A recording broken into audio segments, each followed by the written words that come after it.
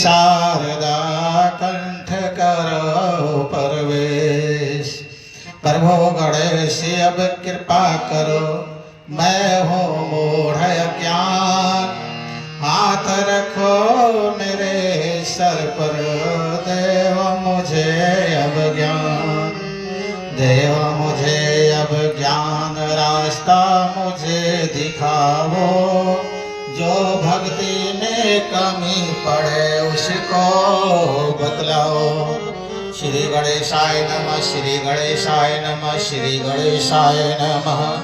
एक बार लोग गजानन भगवान की, गंगा जी की जय जय, यमुना जी की जय जय, गंगा जी की जय जय, यमुना जी की जय जय, सरस्वती त्रिवेणी की जय जय, सरस्वती त्रिवेणी की जय जय, सीता जी की जय जय, राम जी की जय जय, सीता जी की जय जय, राम जी की जय जय, पावन पुत्र हनुमान जी की जय जय, पावन पुत्र हनुमान जी की जय जय, काली जी की जय जय, दुर्गा जी की जय जय, काली जी की जय जय, दुर्गा जी की जय जय, सरस्वती माड़े की जय जय, सरस्वती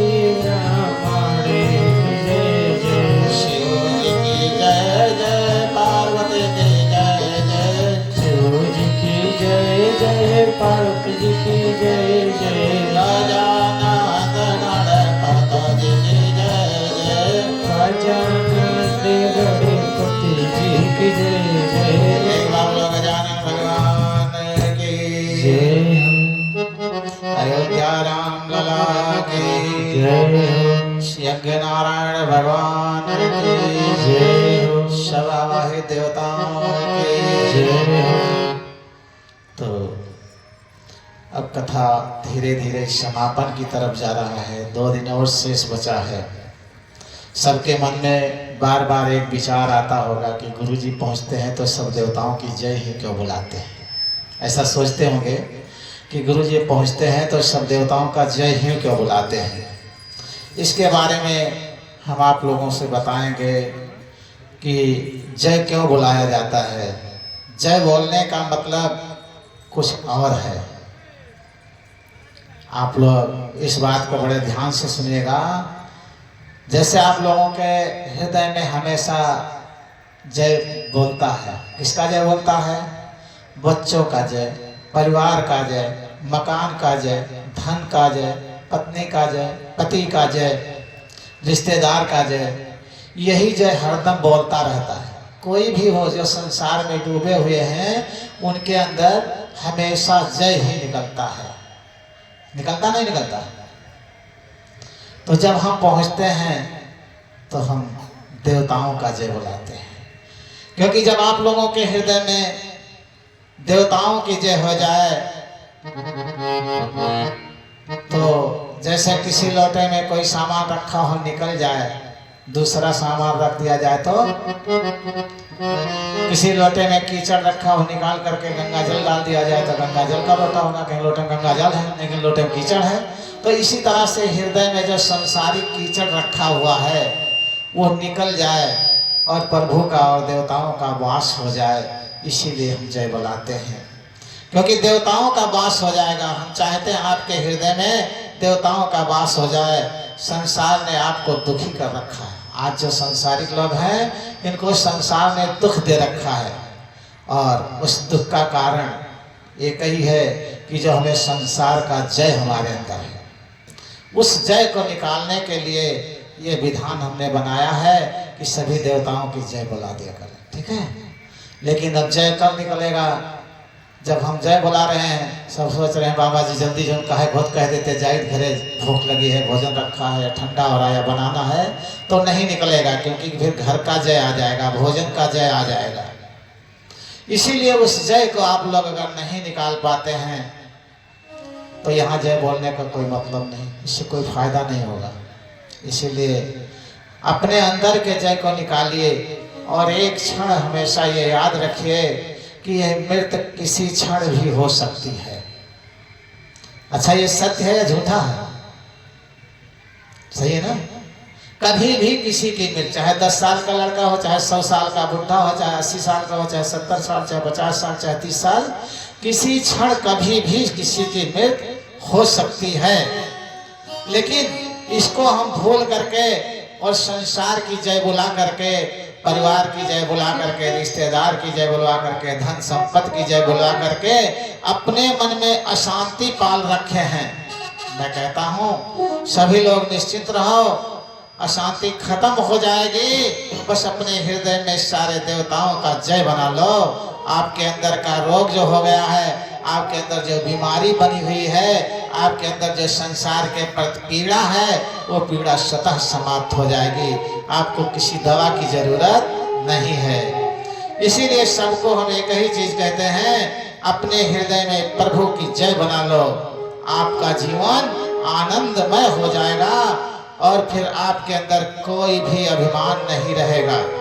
अगर संसार के अभिमान से बचना है तो अपने अंदर प्रभु की जय बुलाओ, सारे अभिमान खत्म हो जाएंगे। इसीलिए संत महात्मा सतगुरु जय बुलाते हैं, किसलिए?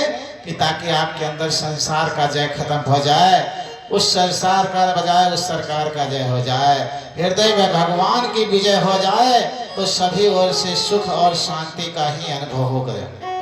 अब आप लोग सोचते होंगे कि संसार की वस्तुओं से हमारा दुख दूर हो जाएगा। ऐसा लोगों के अंदर विचार होगा, हमें यह सामान मिल जाए, हमारा मकान बन जाए, हमारे घर में टीवी फ्रिज लग जाए, हमारे एक लड़का पैदा हो जाए, हमारे लड़के को नौकरी लग जाए, हमारा लड़का कमाने लगे तो हमारा दुख दूर हो जाएगा। ऐसा हर आदमी सोचता रहता है, कोई आपकी अकेले बात नहीं है। हर आदमी के अंदर यही भाव आता है कि अब हमारा दुख दूर होने वाला है, हमारा लड़का बड़ा हो गया, हमारा लड़का पढ़ रहा है, पास हो गया। तमाम लोग कहते महाराज बस एक कष्ट है लड़के को नौकरी लग जाए, एक ही कष्ट है लड़के को पढ़ा दें, एक ही कष्ट है लड़के की शादी हो जाए, एक ही कष्ट है बहू आ जाए, एक ही कष्ट है पोता हो जाए, एक ही कष्ट है पोता बड़ा हो जाए। एक कष्ट खत्म होता है तो 4 कष्ट बढ़ जाते हैं। ठीक है, कभी ये संसार का कष्ट खत्म होने वाला नहीं है। इसीलिए सभी लोग अपने अंदर प्रभु की जय बुलाया करें। ठीक है, तो एक छोटी सी भजन होगी कि सभी लोग दोहराएंगे। संसार के लोगों से सभी लोग सिया राम क्या करना, तो इस भजन को सभी लोग दोहराएंगे। और यहाँ कोई नहीं अपना सिया राम का, यहाँ संसार में अपना कोई हो नहीं सकता है, और संसार के लोगों से आशा करने की जरूरत ना रखें। अगर सुखी रहना है तो अगर सुखी रहना है तो सभी लोग छोटी सी भजन दोहराएं और उसी पर अमल करना शुरू कर दें, जीवन बदल जाएगा। तो संसार के लोगों से आशा न किया करना, यहाँ कोई नहीं अपना सिया राम कहा करना। संसार के लोगों से आशा न किए करना, यहाँ कोई नहीं अपना सिया राम कहा करना। संसार के लोगों से आशा न किया करना, यहाँ कोई नहीं अपना सिया राम कहा करना। संसार के लोगों से आशा न किया करना, यहाँ कोई नहीं अपना सिया राम कहा करना। संसार के लोगों से आशा न किया करना, यहाँ कोई नहीं अपना सिया राम कहा करना। संसार के लोगों से आशा न किया करना, कोई नहीं अपना, सिया राम कहा करना। तो सभी लोग छोटी सी भजन दोहराएंगे। संसार के लोगों से आशा न किया करना, यहाँ कोई नहीं अपना, सिया राम कहा करना। संसार के लोगों से आशा न किया करना, यहाँ कोई नहीं अपना, सिया राम कहा करना। तो संसार में कोई भी अपना नहीं है, सभी से सिया राम मैं सब जग जानी। सबको बराबर समझ करके और सबसे सिया राम जैसा व्यवहार बनाए तो जीवन के समुंदर में तूफान भी आते हैं। जो उनको भजते हैं प्रभु आप बुलाते हैं। ये जो जीवन का समुंदर है इसमें तमाम तूफान आते रहेंगे, लेकिन जो प्रभु को भजेगा तो प्रभु स्वयं आकर के उसको बुलाएंगे। आपको कुछ करने की जरूरत नहीं है। तो जीवन के समुंदर में तूफान भी आते हैं और जो उनको भजते हैं प्रभु आप बुलाते हैं। आपको जाने की जरूरत नहीं है, वो स्वयं आकर के बुलाएंगे। इसलिए इस तूफान से बचने के लिए केवल क्या करना है, हमको उस प्रभु को बचना है। वह आप ही आएंगे तुम याद किया करना, वह आप ही आएंगे तुम याद किया करना। यहाँ कोई नहीं अपना, सिया राम कहा करना। यहाँ कोई नहीं अपना, सिया राम कहा करना। कबीर पांडे जी की तरफ से 50 रुपए मैया की चरणों में समर्पित है। माँ उनके जीवन में सुख शांति लाए, खुशियों की बौछार आए। मैया की असीम कृपा संपूर्ण परिवार पर हमेशा हमेशा बनी रहे। तो सभी लोग हमारी भजन पर अमल करें। गा पाए ना गा पाए कोई बात नहीं है, लेकिन अमल करना बहुत जरूरी है। क्या है, जीवन के समुंदर में तूफान भी आते हैं और जो उनको भजते हैं प्रभु आप बचाते हैं। जो उनको भजेगा तो आपको बचाने के लिए वो स्वयं आएंगे बचाने। आपको जरूरत नहीं है उनके पास दौड़ने की, केवल उनको भजने की जरूरत है। वह आप ही आएंगे तुम याद किया करना, यहाँ कोई नहीं अपना, सिया राम कहा करना। केवल तुम उनको याद करो, उनको भजो। यहाँ तुम्हारा कोई है नहीं, केवल वही तुम्हारा है। संसार के लोगों से आशा न किया करना, और यहाँ कोई नहीं अपना, सिया राम कहा करना। मत भूल अरे मत भूल अरे बंदे, ये देश बेगाना है। इस दुनिया में आकर वापस तुझे भी जाना है।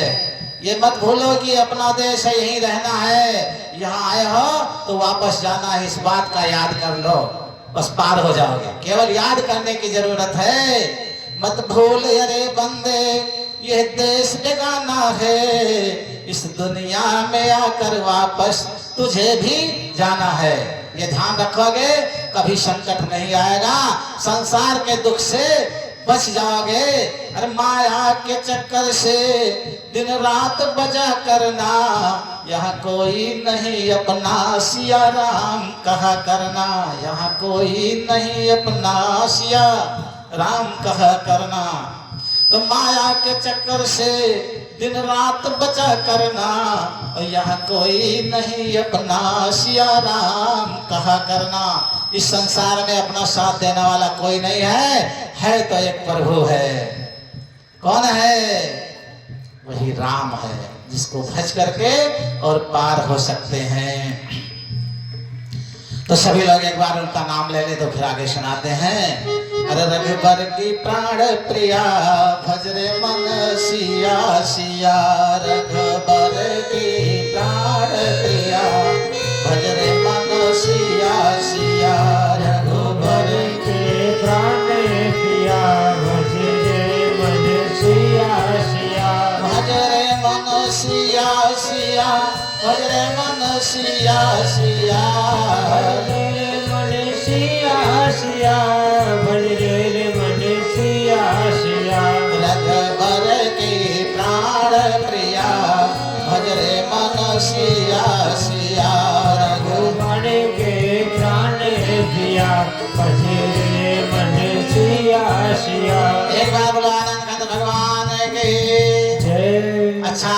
सब लोग कहते हैं भज रे मन सिया सिया।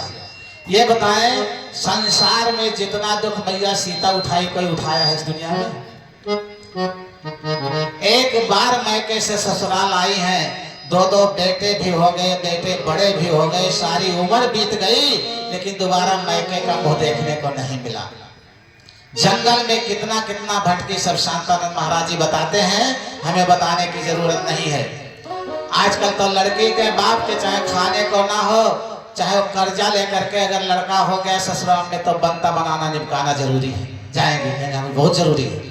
और वो बेचारी दोबारा नहीं मैके का मुंह देख पाई, जंगल में गली गली भटकी गई, कितना कितना ठोकर सही, लेकिन कभी माताजी ने अपने ससुराल की निंदा नहीं किया, अपने पति की निंदा नहीं किया, अपने परिवार की निंदा नहीं किया। यहाँ तनिक एक कष्ट होता है तो तुरंत फोन हो गया, आज सब्जी नहीं आई है, आज केवल आलू बन गया है, मिलाने के लिए कुछ नहीं था। बताइए, कम से कम आप लोग अगर चाहते हैं कि आज संसार में मेरा भी कुछ नाम हो, तो फिर मैया सीता के आचरण को अपना करके देखो। मैं कहता हूं उनका अगर 1% भी आचरण अपना लो, ये जीवन धन्य हो जाएगा। तो माया के चक्कर से दिन रात बचा करना, यहाँ कोई नहीं अपना सिया राम कहा करना। ये जिस माया के चक्कर में सब लोग लपेटे हुए हो, यह कर ले, यह कर ले, यह बना ले, वह बना ले, इससे बचने की कोशिश करो और हमेशा यही ध्यान रखो क्या, और संसार के लोगों से आशा न किया करना। किसी से भी आशा करोगे कौन तुम्हारा पूरा करने वाला है? कोई पूरा कर पाएगा किसी का? कुछ नहीं। संसार के लोगों से आशा न किया करना, यहाँ कोई नहीं अपना सिया राम कहा करना। तो ये सोच रे बंदे प्रभु तुझसे दूर नहीं है, ये सोच अगर बंदे प्रभु तुझसे दूर नहीं है, कोई इष्ट हो भक्तों पर प्रभु को मंजूर नहीं है। कोई भी कष्ट हो अगर भक्त पर तो वो मालिक स्वीकार नहीं करता, वो कभी नहीं चाहता कि मेरे भक्त को कष्ट हो। इसका मतलब जब हमें कष्ट होता है तो हम उसके भक्त नहीं हैं। भगवान के भक्त को कभी दुख होते नहीं है। एक बार कुंती ने से भगवान कृष्ण कहे थे कि बुआ जी कुछ मांग लो, कुछ मांग लो, कुछ मांग लो। कहीं नहीं, कुछ नहीं चाहिए। जब जिद किए तो कहीं अगर आपको देना है तो मुझे दुख दे दो, कहीं वो तो मेरे पास है ये नहीं। अब अगर हमें दुख मिल रहा है तो इसका मतलब हम भगवान के भक्त नहीं हैं। ये सोच अरे बंदे प्रभु तुझसे दूर नहीं है, कोई कष्ट हो भक्तों पर प्रभु को मंजूर नहीं है। तो जो उसके भक्त होंगे उसे कभी कोई कष्ट नहीं होगा। अगर आप लोगों को नहीं विश्वास है तो देख लो, हमसे अमीर सब है इसमें जितने लोग हैं, कम से कम एक तखत एक मड़ैया तो सबके पास है। हम तो हमेशा दूसरे के तखत पर पड़े रहते हैं, दूसरे के मड़ैया में पड़े रहते हैं, लेकिन हमसे सुखी कोई हो तो बता दे। तो धन से किसी को सुख मिल सकता है? कभी नहीं मिल सकता है। इसलिए जो माया के चक्कर में सब लपेटे हुए हो और माया के चक्कर में दिन रात बचा करना, माया के चक्कर से दिन रात बचा करना, यह कोई नहीं अपना सिया राम कहा करना। बस सिया राम कहना शुरू कर दो और वह मालिक जिसका हो जाएगा उसका सारा संसार हो जाएगा। अगर आज हम धन दौलत कमा लेते तो मेरा कोई हो पाता, लेकिन आज लाखों लोग हमारे हो गए, किस लिए? सिया राम जपने से। तो इसीलिए सभी लोग अगर चाहते हैं कि वो मालिक मेरा हो जाए तो माया का चक्कर छोड़ दो, उसको जपना शुरू कर दो। तुम्हें खाने पहनने रहने का किसी को कोई कष्ट नहीं रहेगा, क्योंकि वो मालिक अपने भक्तों को कष्ट नहीं देख सकता, दूर कर देगा, सदा दूर कर देगा। तो ये सोच अरे बंदे प्रभु तुझसे दूर नहीं है, कोई कष्ट हो भक्तों पर प्रभु को मंजूर नहीं है। अगर हमारे आप पर कोई कष्ट होगा तो वो स्वीकार नहीं करेगा, या तो हमने से कोई गलती है, हमारे भक्ति में कोई कमी है। कभी कभी मुझे भी कष्ट आता है तो मैं तुरंत बैठ जाता हूँ, मेरी तपस्या में कहीं कमी आ गई, भजन को बढ़ा देते हैं, थक जाता है।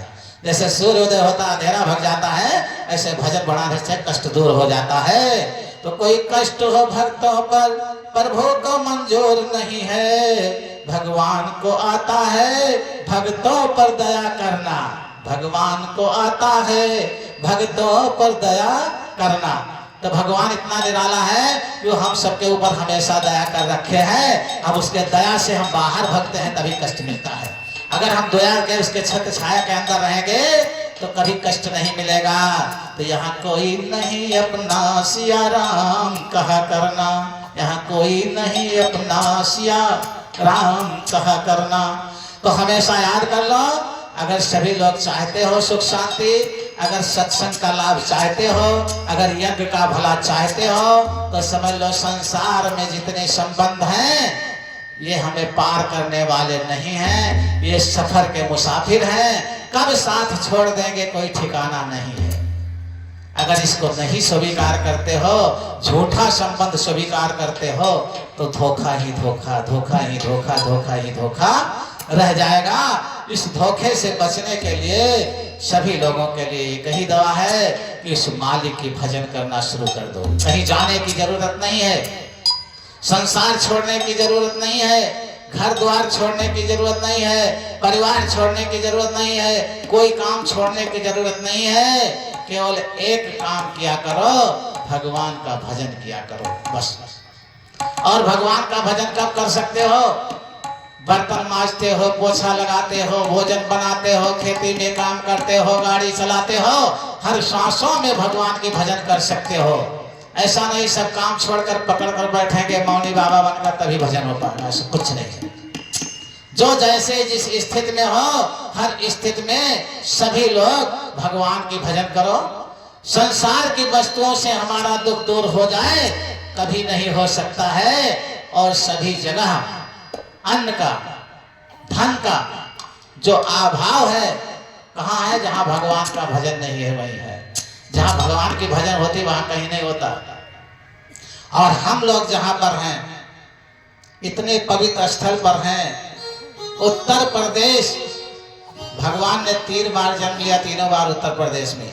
अयोध्या में भगवान राम, काशी में शंकर जी, मथुरा में भगवान कृष्ण, तीनों उत्तर प्रदेश में है। और उत्तर प्रदेश पवित्र जैसी भूमि।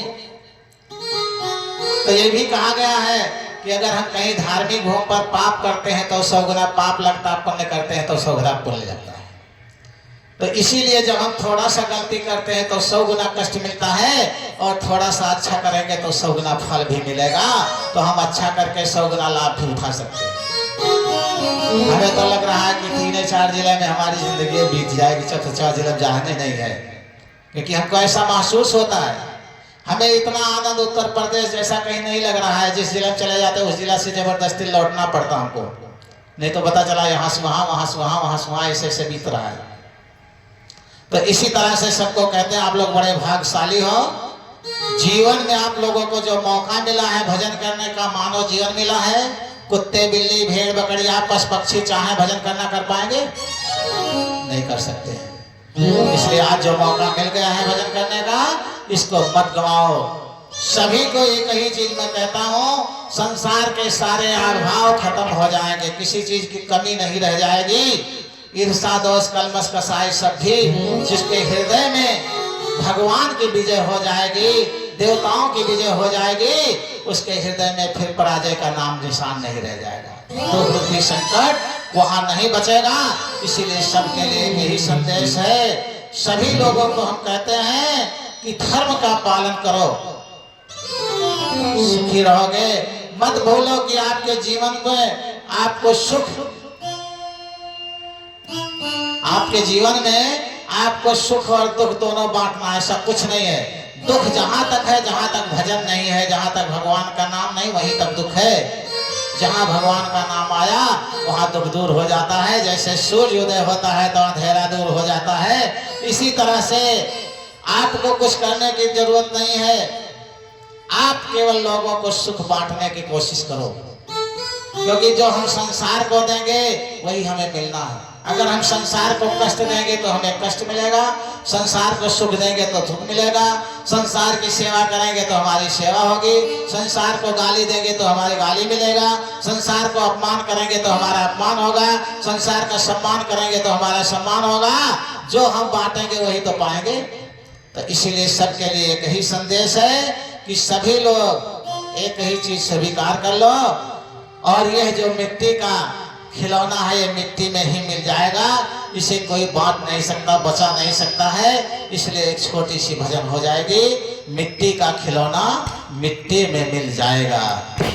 तो सभी लोग दोहराएंगे, मान मेरा कहना नहीं तो पछताएगा, मान मेरा कहना नहीं तो पछताएगा, माटी का खिलौना माटी में मिल जाएगा, माटी का खिलौना माटी में मिल जाएगा, मान मेरा कहना नहीं तो पछताएगा, मान मेरा कहना नहीं तो पछताएगा, माटी का खिलौना माटी में मिल जाएगा, माटी का खिलौना माटी में मिल जाएगा, सुंदर रूप देख कर भूला, सुंदर रूप देख कर भूला, धन यौवन के मद में फूला, धन यौवन के मद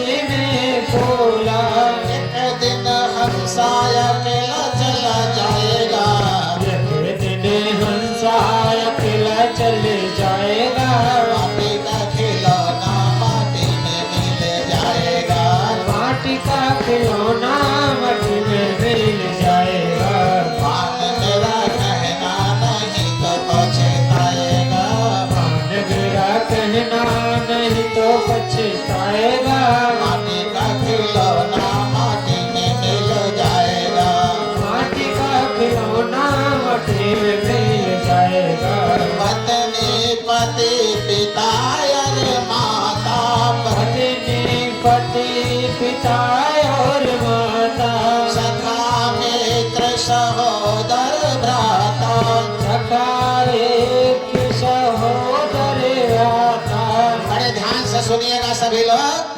पत्नी पति पिता और माता, पत्नी पति पिता और माता, सखा मित्र सहोदर भ्राता, सखा मित्र सहोदर भ्राता, क्षण भर में नाता सभी से छूट जाएगा, क्षण भर में नाता सभी से छूट जाएगा, माटी का खिलौना माटी में मिल जाएगा, माटी का खिलौना माटी में मिल जाएगा, मान मेरा कहना नहीं तो पछताएगा, मान मेरा कहना नहीं तो पछताएगा, माटी का खिलौना माटी में मिल जाएगा।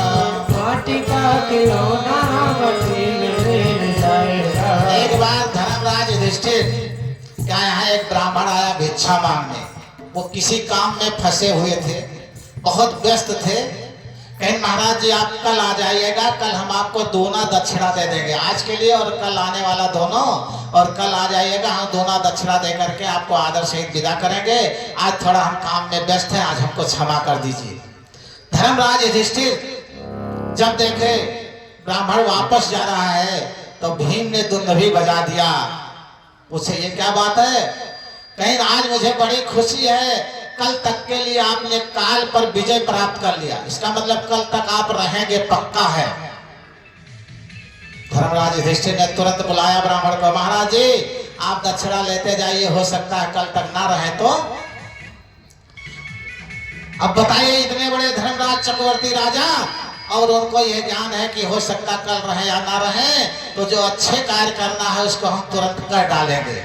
जीवन में लोग सोचते रहते हैं कि अब की हम बुला करके पंडित जी को ये कथा सुनेंगे, पंडित जी को बुला करके यज्ञ कराए देंगे, पंडित जी को ये दान करेंगे, वो दान करेंगे। कोई ठिकाना किसी का क्षण भर का है नहीं। जो भी मौके पर आ जाए अच्छे काम को ज्यादा से ज्यादा बनावट करके खूब फर्स्ट क्लास करना चाहिए, और गंदे काम को टालते जाना चाहिए। अच्छे काम में कभी वादा नहीं करना चाहिए। जैसे हम ही लोग कहीं गए या कहने अरे महाराज अभी 10 दिन बड़ा घात का समय रहा है, जो 10 दिन बाद हमारे यहाँ होना चाहिए। अब उनको ये ज्ञान नहीं 10 दिन बाद रहेंगे कि नहीं रहेंगे, इसीलिए ऐसा लोग कहते हैं जिसको ये ज्ञान हो जाएगा तो हम कहेंगे कल आएंगे तो कहना चाहिए महाराज आज ही आ जाते तो और अच्छा, नहीं पता कल क्या हो जाए। तो इस तरह का जब हमारे से अंदर ज्ञान हो जाएगा कि एक क्षण में हमारा सबसे नाता छूट जाएगा, तो समझो आप सभी लोग सत्संगी हो गए। और जो ज्ञान है, अभी तो हम जवान हैं, अभी तो हम 30 साल के हैं, 40 साल के, अभी तो 30 साल जीना है, तब तक आप लोगों का सत्संग सुनना व्यर्थ है, किसी काम का नहीं है। इसीलिए सभी लोग पत्नी पति पिता और माता, पत्नी पति पिता और माता, सखा मित्र सहोदर भ्राता, सखा मित्र सहोदर भ्राता, क्षण भर में नाता सभी से छूट जाएगा, क्षण भर में नाता सभी से छूट जाएगा। माटी का खिलौना माटी में मिल जाएगा, माटी का खिलौना माटी में मिल जाएगा। मान मेरा कहना नहीं तो पछताएगा, मान मेरा कहना नहीं तो पछताएगा। माटी का खिलौना माटी में मिल जाएगा, माटी का खिलौना माटी में मिल जाएगा।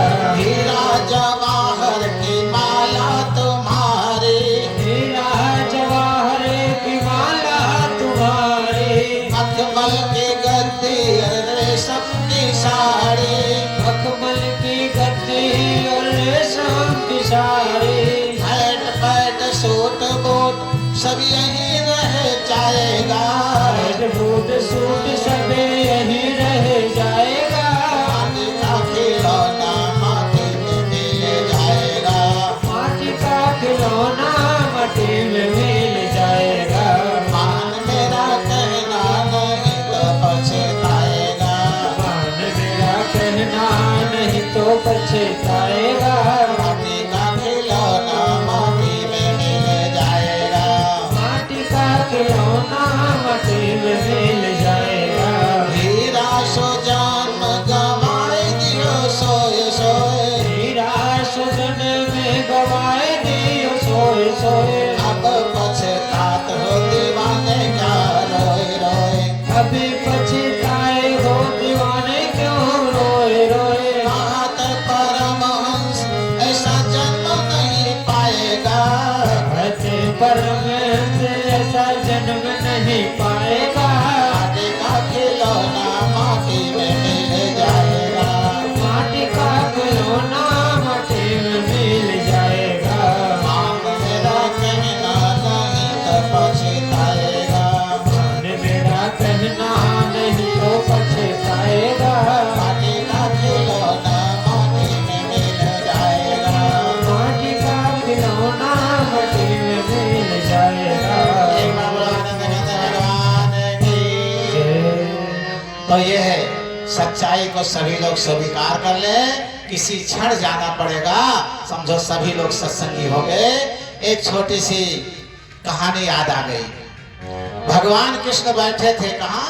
धर्मराज युधिष्ठिर के यहाँ। तो उन्होंने पूछा महाराज ये बताइए कौन से जन्म का पुण्य कर्म है जो आज मैं इतना बड़ा चक्रवर्ती राजा बना हूँ।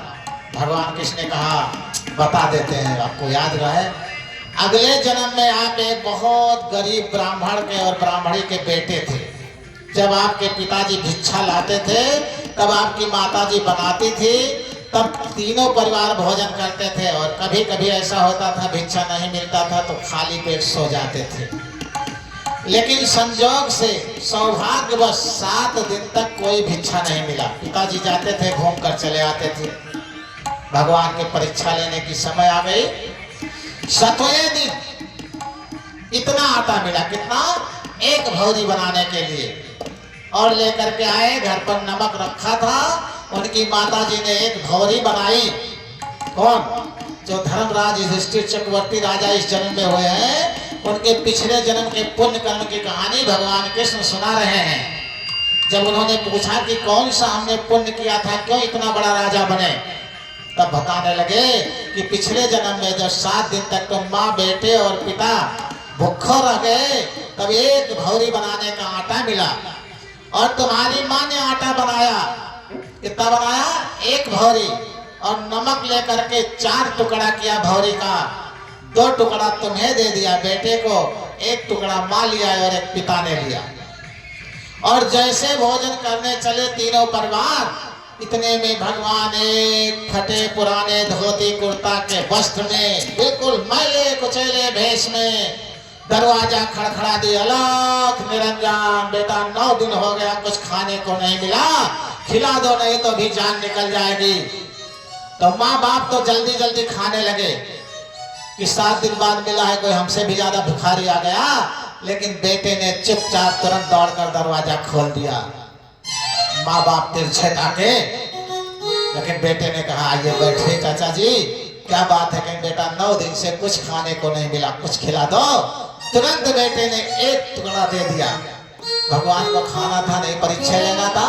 भगवान जल्दी जल्दी खा करके कहे इतने और मिल जाता तो पेट भर जाता। वो दूसरा टुकड़ा भी भगवान के हाथों में रख दिया। भगवान ने उसको तोड़ करके और आधा दे दिए बेटे को, आधा स्वयं खाए। अब भगवान के हाथ का टुकड़ा पाएगा, पेट नहीं भरेगा। एक आदमी आ गया था हमारे पास, इसलिए आया, 3 दिन से कुछ नहीं खाया था और पहुंचा और कहा महाराज प्यास बहुत तेज लगी है, हमें कुछ मीठा हो तो दे दो, पानी पी लें। हमारे पास बतासा रखा था, बस उसी में से निकाल करके 3-4 बतासा दे दिए और उसको खा करके सो गया मस्ती से। दूसरे दिन जब उसकी नींद खुली, कहा महाराज 3 दिन के भूखे थे लेकिन आपका 3 बतासा में इतना तेज पेट भर गया कि बड़ी मस्ती की नींद आई, आराम से लग रहा है खूब खाए पिए हैं। और जिसको भगवान ने अपने हाथों से टुकड़ा तोड़ कर दिया उसका पेट नहीं भरेगा? पेट भर गया।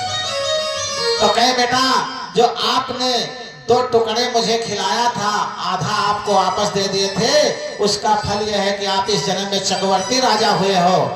और तुम्हारे माँ बाप ने जब मुझको तिरछे देखा था तो वो अंधा पैदा हो गए हैं, आज वो देख नहीं पाते हैं। इसी तरह से जो भिखारियों को तिरछी नजर से ताकता है उसको दूसरे जन्म में नेत्र नहीं मिलता है, और जो भिखारियों की निंदा करता है उसको दूसरे जन्म में जुबान नहीं मिलती है, और जो भिखारियों को छापड़ से मारता है उसको दूसरे जन्म में हाथ भी नहीं मिलता है, या जो भिखारियों का धन की चोरी करता है उसके दूसरे जन्म में पैर भी नहीं मिलता कि कहीं चलने लायक रह जाए। तो भगवान का बड़ा निराला न्याय है। तो भगवान ने कहा कि राजन आप पिछले जन्म में जो भौरी का टुकड़ा खिलाए थे उसका फल है चक्रवर्ती राजा हुए हैं। तो कहे प्रभु कल आप हमारे यहाँ निमंत्रित हैं, आकर के भोजन कर लेना, तब मैं भोजन करूंगा। भगवान ने कहा मैं आऊंगा लेकिन आप भोजन नहीं करा पाओगे। कहीं अरे बिना आपको भोजन कराए मैं भोजन करूंगा ही नहीं, कहीं नहीं करा पाओगे, हम आएंगे। और राजन कह करके तो सो गए, भगवान चले गए अपने स्थान पर। दूसरे दिन भगवान 3 बजे रात में उसी भेष में मैले कुचैले फटे हुए कुर्ता धोती पहन करके और राजा के दरवाजे के सामने, गेट के सामने खड़खड़ाए। अलख निरंजन, भूख बहुत तेज लगी बेटा, 9 दिन से कुछ नहीं मिला खाने को। अब दरबारी जो द्वारपाल खड़ा था वो डांटा कस गए, बुढ़े भाग यहाँ से, पिता कौन सा भोजन मिलेगा? कहीं बेटा मर जाएंगे, जान निकल जाएगी, 9 दिन हो गया कुछ खाने को नहीं मिला है। उसने तेजी से डांटा और भगाया, लेकिन भगवान भगे नहीं। अंदर से राजा की आंख खुली, कहीं क्या बात है, दरवाजे पर कैसी भीड़ लगी, क्यों चिल्ला रहे हो? कहीं महाराज एक भिखारी आ गया था, खिला दो, भूख लगी है। मार 4 सोटा भगा दे जल्दी से। अब द्वारपाल उठा करके 4 और 6-7 सोटा पीठ पर बारिश भगवान गए और भगवान चले गए। अब दूसरे दिन राजा बैठे हुए नहा धो करके पूजा किए बैठे हैं, 11 बज गया, प्रभु नहीं आए। राजा खुद पहुंच गए प्रभु के स्थान पर, कहें प्रभु चलिए मैं जल नहीं ग्रहण किया हूँ, आपको खिला करके तब खाएंगे।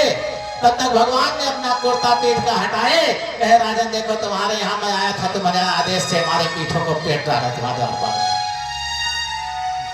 अब क्या होगा? कहीं मैं बता दिया, तब आप नहीं खिला पाए थे लेकिन अब आप खिला नहीं पाओगे, तब आप खिला दिए जब आपके कुछ नहीं था। इसी तरह से हमारी यज्ञ है, हमारी यज्ञ गरीबों के द्वारा ही हो जाती है, जो अपने टुकड़े में से टुकड़ा ला करके रख देते हैं, लेकिन जो राजा महाराजा बने बैठे हैं उनका इसमें नहीं लगता है। एक बार बोलो वृंदावन बिहारी लाल की। श्री कृष्ण गोविंद हरे मुरारी, हे नाथ नारायण वासुदेवा। गोविंद हरे मुरारी, हे नाथ नारायण वासुदेवा। श्री कृष्ण गोविंद हरे मुरारी, हे नाथ नारायण वासुदेवा। श्री कृष्ण गोविंद हरे मुरारी, हे नाथ नारायण वासुदेवा। श्री कृष्ण गोविंद हरे मुरारी, हे नाथ नारायण वासुदेवा। श्री कृष्ण गोविंद हरे मुरारी, हे नाथ नारायण वासुदेवा। एक बार बोलो वृंदावन बिहारी लाल की। जय। हाँ, आज तिवारी जी, बब्बन तिवारी, बब्बन नाम आपका तिवारी, बब्बन तिवारी जी की तरफ से 1000 रुपया मैया के चरणों में समर्पित हुआ है। सभी लोग तेजी से ताली बजाएंगे। ऐसे लोगों के पैसा से जिनके अंदर श्रद्धा है, इतनी दूर से आकर के भी ठंडी में बैठ करके भगवान की कथा श्रवण करते हैं, उन्हीं के मेहनत की अथक परिश्रम की कमाई भी हमारे यज्ञ में लगता है। जो यहाँ तक आ नहीं पाते, भगवान का स्वीकार भी नहीं करते हैं, या कोई श्रद्धालु है सौभाग्यवश किसी को लग जाता, अच्छी बात है। इसीलिए यह यज्ञ वही है जो भौरी का टुकड़ा खा करके भगवान ने चक्रवर्ती राजा बनाया था। उसी तरह से हमारे यज्ञ में हमारे गरीब भाई बहनें माताएं सम्मिलित होकर के, और एक नहीं लाखों यज्ञ का फल आप लोग पाएंगे, इसमें कोई शंका नहीं है। लेकिन आप लोग अपने अंदर के दुर्गुणों का दक्षिणा सब लोग हमको दे दें, और उसके बाद देखें क्या खुशियां मिलती आप लोगों को। वह दिन आ जाएगा कब? शनिवार को। शनिवार को सभी लोग अपने अपने दुर्गुणों का दक्षिणा देना। महाराज जी, मेरे अंदर ये कमी है, इसको हम आप लोगों को दे रहे हैं। आज से ये कमी, ये बुराई अपनी हम दूर कर रहे हैं। और शनिवार को सभी लोगों के पूरे परिवार को यहाँ रहना है, पूरा दिन रहना है। जो आप लोग 11 दिन मेहनत किए हैं, जीवन की परीक्षा शनिवार को होगी। जिंदगी की परीक्षा कब होगी? शनिवार को होगी। पूरा काम निपटा लेना, भले 1 घंटा देर में आना, थोड़ा 1 घंटा लेट हवन होगी, क्योंकि शनि भगवान का पूजन भी शनिवार को होगा। और शनि पूजन, शनि पीड़ा से हमारे पूरे समाज ध्वस्त होता जा रहा है। और जो शनि पूजन हमारे यहाँ होता है, उस शनि पूजन का प्रभाव 1 साल रहता है। शनि भगवान, उसके ऊपर जिन हाथों से 11 एकादश डेली जलती है, जिन हाथों से 7 बार सप्त परिक्रमा होता है, जिन हाथों से शनि भगवान की 12 ज्योति जलती है, उन हाथों के ऊपर 12 महीने तक शनि का प्रभाव नहीं रहता है। इसीलिए हमारे यज्ञ में शनि पूजन बहुत महत्वपूर्ण होता है। मैं ये चाहूंगा कि जन जन हमारे यज्ञ में शनि पूजन करें और उसका लाभ उठा सकें। वह मौका आप लोगों को जीवन में मिल रहा है। 1 साल में ही खुशहाली की बरसात होगी। तो इसीलिए सभी लोगों को शनिवार को अपने घर बता देना, बच्चे, परिवार, पति जो भी हैं, देवरानी, जेठानी, बेटी, बेटे, सबको बता देना कि सब लोगों को वहीं भोजन भी करना है, और वहीं शनि पूजन भी करना है, और वहीं हवन भी डालना है। 1-1 गरी का गोला यज्ञ नारायण भगवान को विदाई में देना है। शनिवार को 33,000 कोट देवताओं की विदाई होगी आपके यहाँ से, जिसमें आप लोग भी अपने परिश्रम की कमाई का कुछ ना कुछ देवताओं को विदा करेंगे। और ब्राह्मणों की विदाई आप लोगों की स्वेच्छा से है, कोई बंधन नहीं है, ठीक है। तो शनिवार को आप लोगों के जीवन की परीक्षा होगी। पूरा समय सभी को देना है। 1 घंटे की छूट देंगे, आप लोग 1 घंटा देर में आएंगे चलेगा, लेकिन पूरा जो है समय दे करके हवन और विदाई देवताओं की, और इसके बाद में शनि पूजन करके तभी जाना है सभी लोगों को। एक बार बोलो शनि देव भगवान की। तो भोले बाबा की भजन होगी, आरती होगी। तो सभी लोग अपनी अपनी आरती सजाएं, आरती हो जाए, और उसके बाद सुबह फिर समय से सभी लोग आएंगे। 8 बजे हवन प्रारंभ हो जाएगी। 10-5 मिनट पहले 8 बजे का आएंगे, देर नहीं करेंगे, ताकि समय से सभी लोग हवन शामिल में हो सकें। आज 5 बजे 2 छोटी छोटी बुढ़ी आई थी बच्चियां, बस बाकी कोई नहीं आया था। और सब लोग कल से 5 बजे नेट पहुंच जाएंगे, देरी नहीं करेंगे ताकि 2 दिन पूर्ण रूप से कथा सुन सकें। सभी लोग अपनी आरती सजाएं और आरती हो जाए। एक बार बोलो वृंदावन बिहारी लाल की जय।